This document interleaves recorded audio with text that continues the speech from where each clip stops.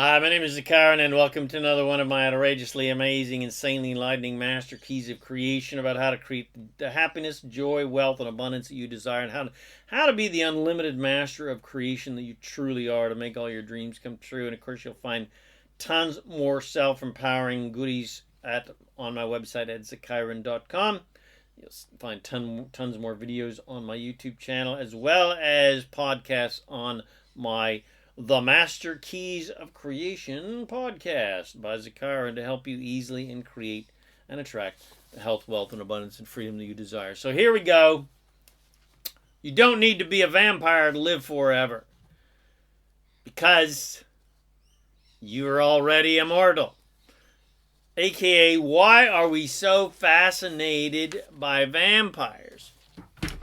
So I've been into vampires since, I first saw Bela Lugosi as Dracula on Creature Features, which was, they always played horror movies on Saturday night. Friday night was sci-fi flicks, and Saturday was Creature Features. And I first saw Bela Lugosi as Dracula, and then Frank Langella's absolute tour de force rendition of Dracula, and then the classic vampire movie, The Hunger, with Catherine Deneuve and David Bowie, with the absolute ultimate vampire soundtrack from the premier goth band Bauhaus. The title song, Bela Lugosi is Dead.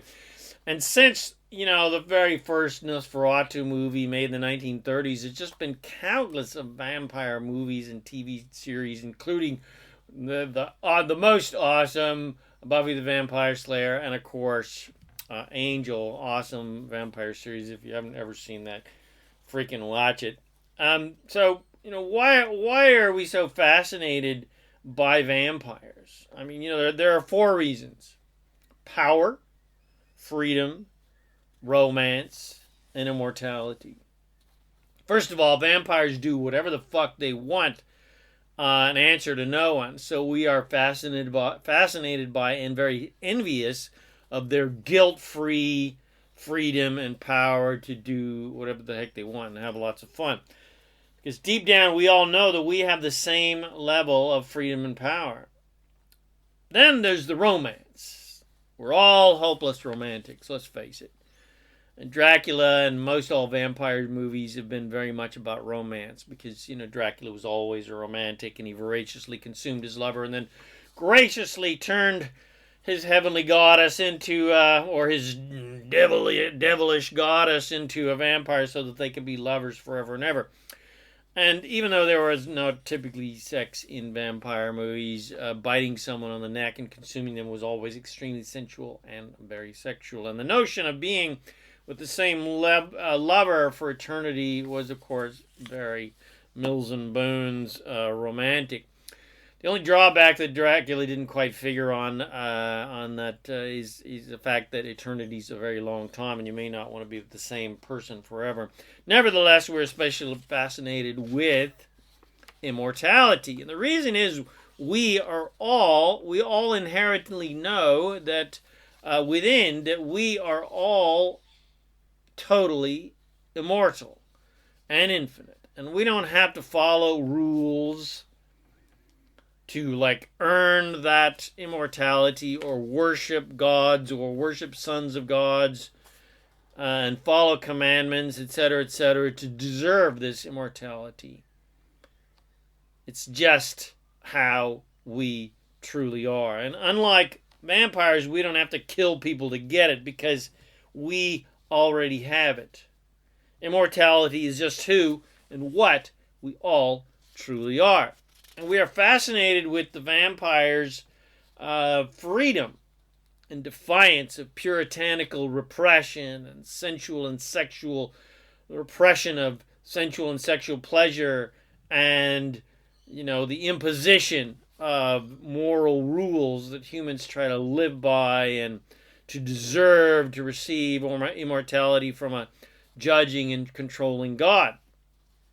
But the vampires just say fuck you to religions and that controlling, judgmental God-based, that religious-based morality and and that judging God. And we love that because just like vampires, we have the complete freedom to make our own decisions and live as we please without any so-called judgment, and with joy in our hearts. We've had a similar fascination with the devil and hell and evil because evil forces seem to have the freedom that we all desire to do whatever the fuck they want, something that we are all quite fascinated with, because just like immortality, freedom is our actual natural state of being, because we all have the freedom and the power to create whatever we want, and nothing and no one can stop us, not even this supposed external judgmental God that supposedly has control over us, because there is no such thing as assertion. There is only a law of attraction. And our fascination with freedom proves that there is no such thing as an interventionist God, just like Nick Cave understands and sang about in his song, Into My Arms. And we love the vampire's insatiable sexual appetite because we all know deep down that we're all horn dogs, and we all just want to fuck like rabbits, and there's nothing wrong with sex, and there's nothing wrong with sensuality, and there's nothing wrong with joy and pleasure and having fun. There is instead everything right about it. And we all know that we are desire creatures and very sexual creatures, and everyone wants, like I said, fuck like porn stars. But most people have had sexual shame and guilt drilled into their heads by religions and family and society, and what we all really want is the freedom and the joy to be the sensual and sexual beings that we all truly are, that are not burdened by self-deprecating guilt and shame, which is not our natural state of being at all.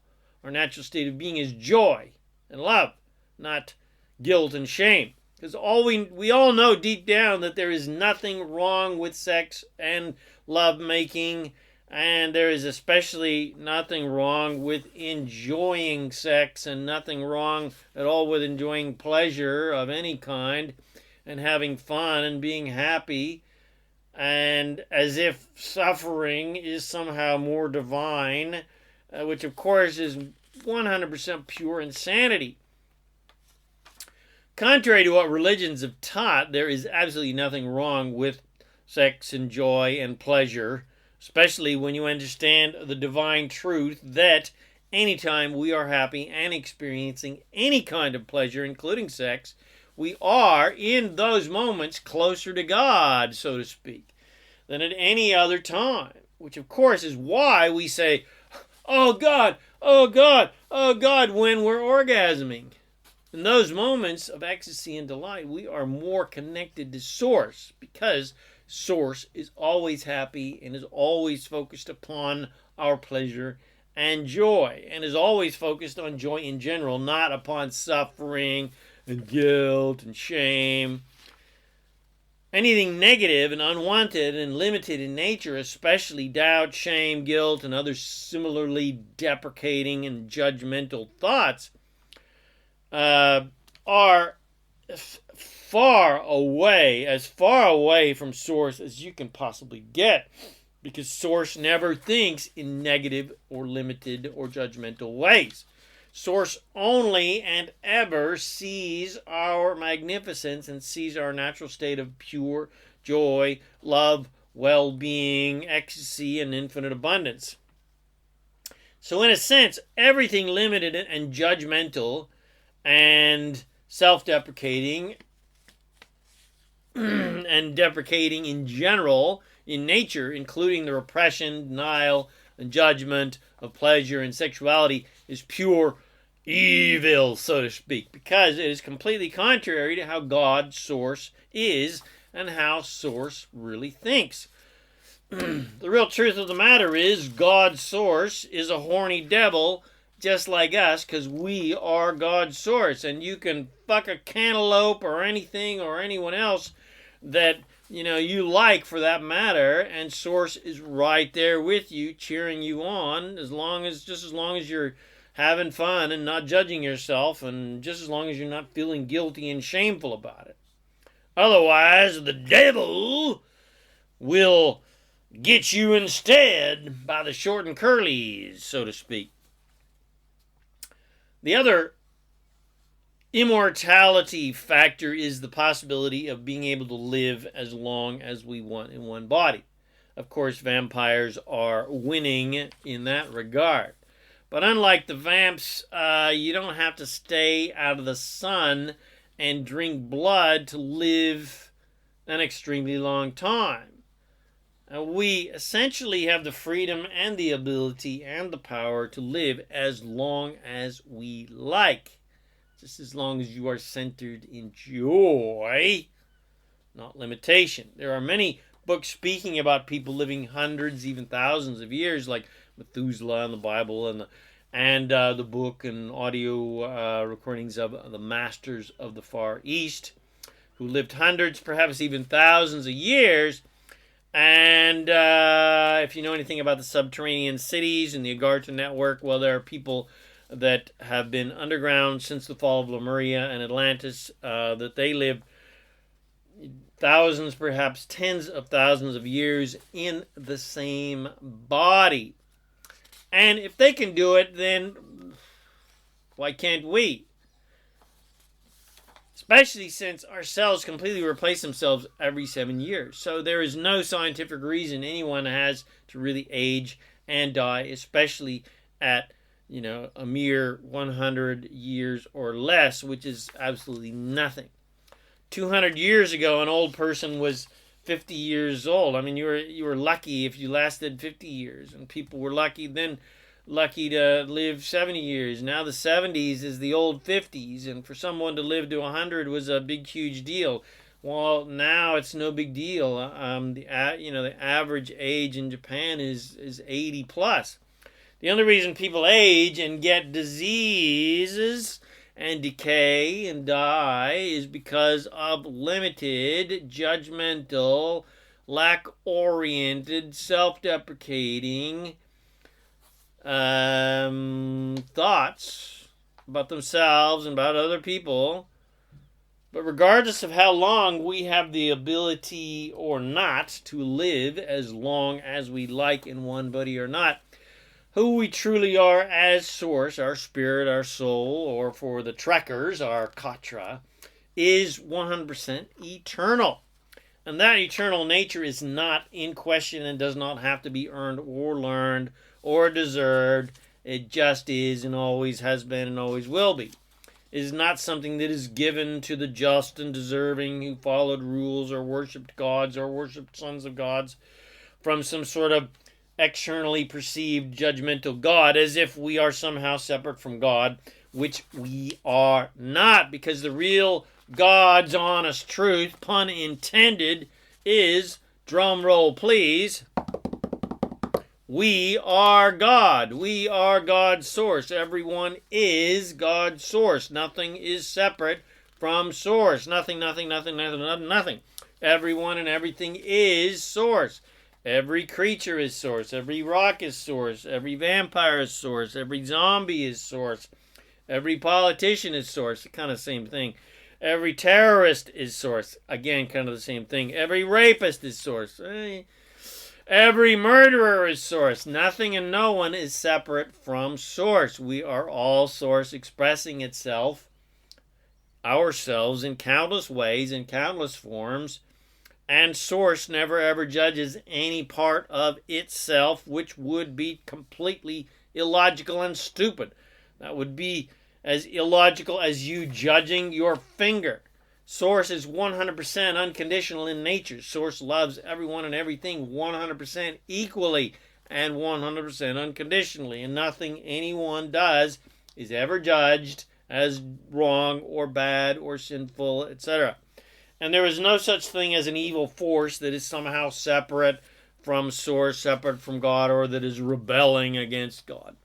Humans only came up with the idea of demons and the devil and hell, etc., because they felt unworthy and felt separate and even abandoned by God when they thought in limited and negative and judgmental ways which separates you from God's source, because God's source does not think in negative and judgmental ways. And so they dreamt up the idea of judgment and the punishment and this supposedly judgmental God, and dreamt up a set of rules that they were supposed to follow to appease this judgmental God. And they came up with the idea of a rebellious evil force, because the idea of a judgmental God seems limiting to our freedom. And because freedom is our natural state of being, and we are all eternal, immortal, infinite, all-powerful creators, deep down we all knew that this idea of a judgmental God was complete and utter bullshit, wrong, and ultimately a complete lie. And so we imagined devils and demons and vampires who all said, fuck you to this judgmental God, because we all want to say, fuck you to a controlling judgmental God that doesn't actually even exist. And killing other humans in general, one of humanity's favorite penchants and pastimes in wars and for other seemingly supposed logical reasons, and our beloved vampires killing humans to stay alive, well, is the ultimate fuck you to God, isn't it? Because let's face it, everyone would certainly agree that if sin actually existed, and it does not, because there's no such thing as a judging God, but if there was a judging God, then murder would definitely be a number one top worst sins in the book, regardless if it is a commandment, if it is commandment number one or not.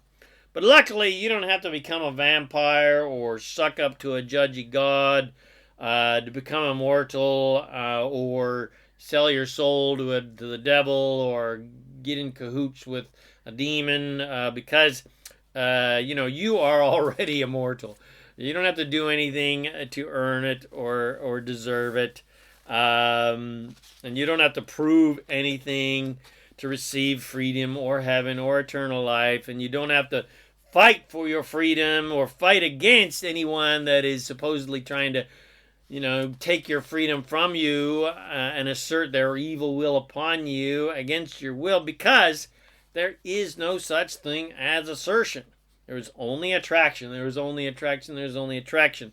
This is an attraction-based universe. This is an inclusion-based universe. It is not an exclusion-based universe. And 100,000% of every experience is 100,000% attracted by our thoughts. That's how powerful we all are, and how unconditional the universe is, because Source, God, the universe, etc., will always unconditionally give everyone more of whatever they are thinking about, whether they want it or not. Whew! So, if you've got gods or police or parents or religious people or lovers or friends or bosses telling you how to live or how not to live, well, you have no one to blame but yourself for attracting them. And if you want to have a joyful, abundant, and fulfilling life and free life, then learn how to think in positive ways and don't feel guilty or shameful about anything you do or anything you desire. And God, Source, all it is, will be right there with you, cheering you on. And give up the resistant fight for freedom and trying to follow subjective, prejudiced, societal rules to keep other people happy. And instead, do the only thing that you can actually ever really do, which is make yourself happy. Because the only reason you want anything is because you believe it will make you happy. And your own happiness is the only thing that you have any creative control over. You do not have any control over anyone else, because there is no such thing as assertion. There is only attraction. You can't even assert goodness upon anyone. The only thing that you ever have any control over is your own thoughts, and therefore your own feelings. And those feelings are a gauge of what you're thinking. If you're thinking good thoughts, you're going to feel good. If you're thinking bad thoughts, you're going to feel bad. Because you create your own reality with those thoughts and attract every experience to you with those thoughts. And no one else can create for you. Because no one else can vibrate for you. No one else can think for you. And you cannot create for anyone else because you cannot think and feel or vibrate for anyone else. So, masters of creation that you truly are. Immortal source being that you truly are. Go now and be the infinitely empowered, immortal master of creation that you truly are, and create for yourself an absolutely magically abundant and joyful life. And sink your fangs into some sexy necks. So, I hope you enjoyed my podcast. You don't need to be a vampire to live forever. Because you are already an immortal God, and it has helped you remember your divinity and your immortality and your infinite power to create whatever you want and live an absolutely joyful, loving, and fulfilling life without having to be a vampire and live as long as you want. All right. Now, I hope you enjoyed this outrageously amazing, insanely enlightening Master Keys of Creation.